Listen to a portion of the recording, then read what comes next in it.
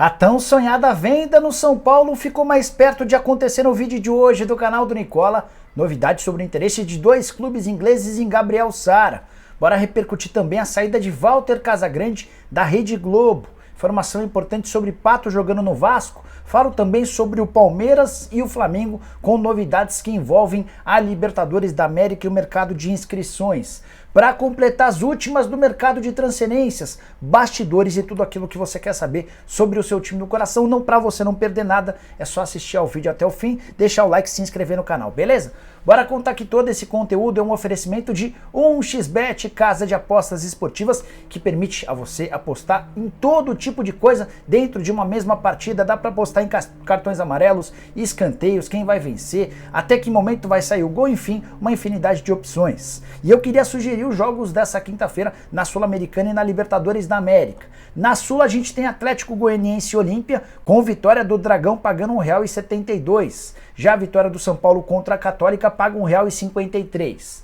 Na Libertadores, Estudiantes e Fortaleza, partida na Argentina em caso de empate, R$3,42 para cada real apostado. Para você apostar na 1xBet é bem fácil. Pega agora o mesmo link que eu vou deixar no comentário fixo, clica, faz seu cadastro e começa a apostar. Só não esquece de usar o cupom Nicola para ter 100% de bônus no valor do seu depósito, beleza?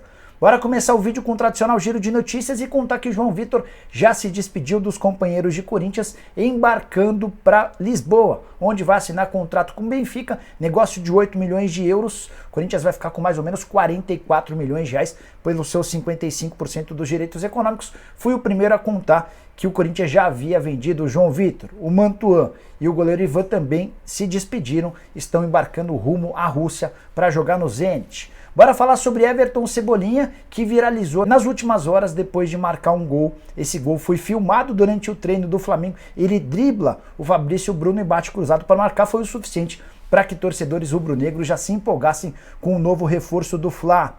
Bora contar também que Allan Kardec foi apresentado nessa quarta pelo Atlético Mineiro. A apresentação ocorreu pela manhã. Kardec disse muito motivado, está aproveitando esse período de treinos para recuperar a condição física. Ele não joga há bastante tempo. A estreia deve acontecer no dia 21 de agosto, no Mineirão, jogo da 23ª rodada do Campeonato Brasileiro contra o Goiás. Para fechar o giro de notícias, contar que Felipão manteve uma escrita.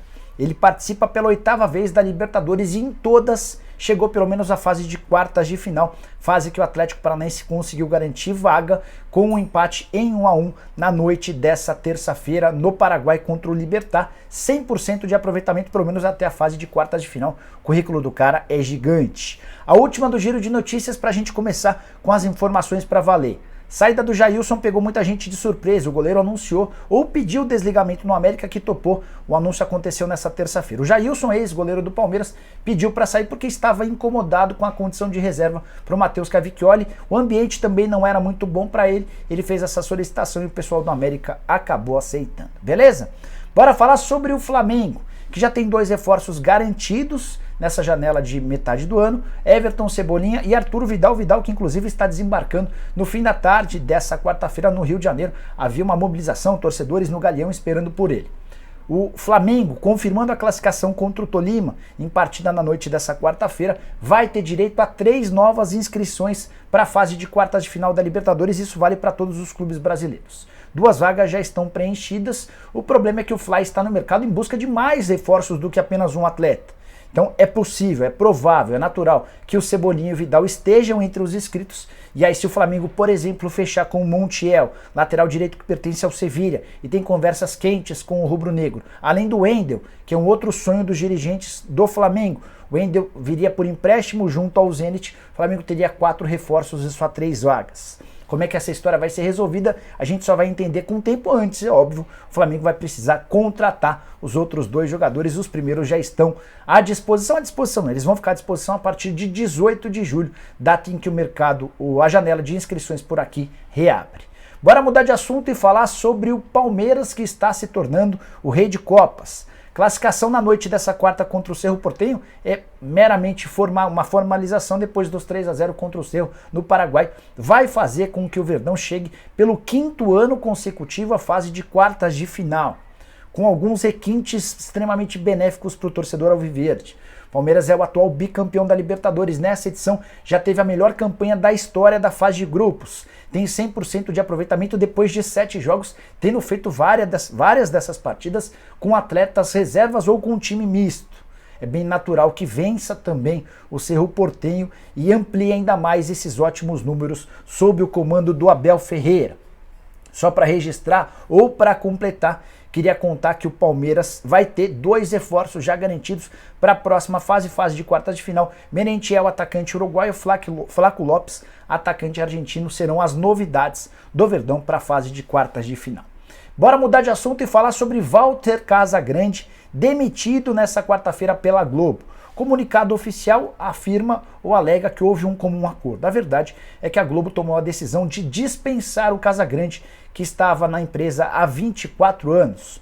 O contrato só terminaria em dezembro, ele vinha sendo colocado para escanteio em várias das últimas transmissões. O torcedor mais atento já vai lembrar ou vai recordar que ele não havia, por exemplo, não vinha participando de transmissões dos jogos do Campeonato Brasileiro, das principais competições exibidas pela Globo, também sumiu até dos programas esportivos da Globo e do Sport TV. Foi uma forma que a nova cúpula de executivos da Globo encontrou para forçar uma situação para deixar o Casagrande de fora. Casão que já teve salários altíssimos, acima de R$150 mil por mês, com direito a uma série de bônus, diárias espetaculares toda vez que ele viajava, uma série de outras comodidades como motorista, enfim. Aos poucos e com o passar do tempo, essas comodidades, esses confortos foram sendo reduzidos, assim como o salário do Casão, que seguia ganhando bastante, cerca de R$80 mil mensais. A partir de agora, o Casagrande está à disposição no mercado. Queria que você opinasse sobre como avalia o trabalho do Casagrande e se você quer vê-lo de volta à TV muito em breve. Só para completar, o Casão chegou a escrever o seguinte, abre aspas, vou seguir a minha estrada. Acho que foi um alívio para os dois lados, fecha aspas. Uso o espaço para comentários para dizer o que você pensa a respeito de Walter Casagrande Júnior, beleza? Bora falar agora sobre Gabriel Sara. A principal informação dessa quarta-feira dá conta de que o meio atacante de 23 anos de idade que não joga desde abril está de mudança. 2 clubes ingleses, ambos da Championship, a segunda divisão do futebol inglês, procuraram o São Paulo com a intenção de contratá-lo. O Norwich e o West Brom são os interessados. O Norwich até um pouquinho à frente nas negociações em relação ao West Brom. O negócio poderia chegar até 10 milhões e 600 mil libras, ou mais ou menos 68 milhões de reais. Detalhe importante, esses 68 milhões de reais já contemplam alguns bônus previstos em contrato que estariam atrelados ao desempenho do jogador no futebol inglês. São Paulo, precisando de dinheiro e com falta de propostas, está propenso a aceitar a oferta do Norwich. Esse martelo pode ser batido, as negociações em estágio avançado. A informação foi divulgada nessa quarta-feira pelo pessoal do GE e confirmada por um dirigente do Tricolor com quem conversei antes de gravar esse vídeo.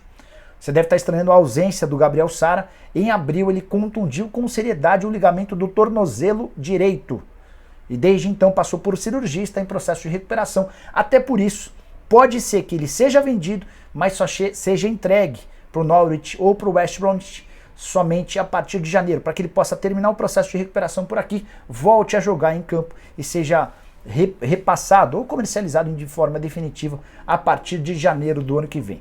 Quanto o Gabriel Sara faz de falta? Enfim, acho que vendê-lo agora é vender na baixa. O Gabriel Sara jogando certamente poderia valer mais, mas o Tricolor deve entender das dificuldades financeiras pelas quais passa. Quero falar agora sobre Alexandre Pato e a possibilidade dele jogar no Vasco.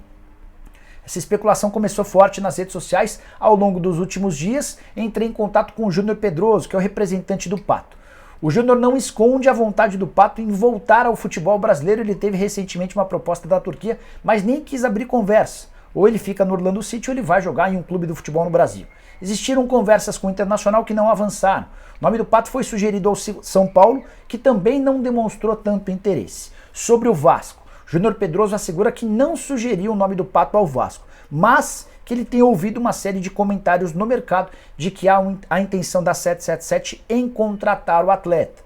Como o grupo americano só deve tomar posse do Vasco no fim do mês de julho, nesse mês agora, essa conversa deve ficar um pouquinho mais para frente, mas a percepção, a impressão que eu tenho é de que se existir de fato o interesse da 777 em relação ao Pato, basta conversar com o jogador, entrar em contato com o Orlando City para que o negócio saia. O Pato tem contrato no Orlando City até dezembro, mas a impressão que se tem é de que há uma cláusula que pode acabar facilitando a saída do atleta, que ganha R$166 mil por mês por lá. Não é um salário muito alto, especialmente se a gente levar em consideração que a 777 tem bastante bala na agulha.